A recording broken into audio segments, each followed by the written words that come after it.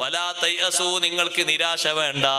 പടച്ചോനെ, ഞാൻ 10 കൊല്ലായി ചോദിക്കുന്നത് നീ എനിക്ക് തന്നിട്ടില്ലല്ലോ എന്ന് പറയരുത്. 10 കൊല്ലായി ചോദിക്കുന്നത് തന്നിട്ടില്ലല്ലോ എന്ന് പറയരുത്. അവിടെ അംബിയാഇന്റെ മനസ്സ് കാണണം. ഒരുപാട് കൊല്ലങ്ങളോളം മക്കളെ ചോദിച്ച മഹാനല്ലേ ഖലീലുല്ലാഹി ഇബ്രാഹിം അലൈഹിസ്സലാം. ഉമ്മമാരെ, ഇബ്രാഹിം നബിക്ക് ആദ്യത്തെ സന്താനം ഉണ്ടാകുന്നത് ആദ്യം കല്യാണം കഴിച്ച സാറാ ബീവിയിലല്ല. സാറാ ബീവിയിലല്ല ആദ്യത്തെ കുഞ്ഞുണ്ടാകുന്നത്.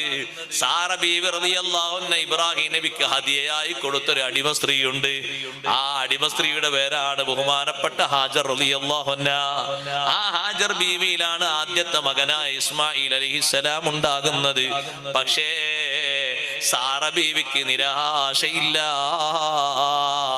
ഹാജർ ബീവിക്ക് ആദ്യം ഒരു കുട്ടി ഉണ്ടായതിൽ കുശുമ്പില്ല, കുറുമ്പില്ല. എനിക്ക് ആദ്യം കുട്ടി ഉണ്ടായില്ലല്ലോ എന്നുള്ള നിരാശയില്ല. നല്ല ക്ഷമയോടെ ദീനിന് ഖിദ്മത്തെടുത്ത് സന്തോഷത്തോടെ പ്രവർത്തിച്ചപ്പോ ആ കുട്ടിയുണ്ടായി. 10-13 കൊല്ലം കഴിഞ്ഞിട്ട് അല്ലാഹു തആല മലക്കുകളെ കൊണ്ട് സന്തോഷ വാർത്ത അറിയിക്കുന്നു. ഫബശർനാഹാ ബിഇസ്ഹാഖ് വമിൻ വറാഇ ഇസ്ഹാഖ യാഖൂബ്.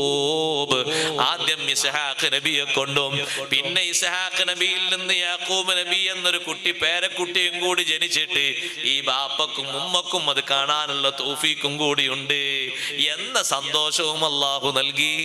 ദിവസവും ഇസ്ലാമിക വീഡിയോകൾ നിങ്ങൾക്ക് ലഭിക്കുന്നതിന് പ്രകാശതീരം ചാനൽ സബ്സ്ക്രൈബ് ചെയ്യുക, മറ്റുള്ളവരിലേക്ക് ഷെയർ ചെയ്യുക.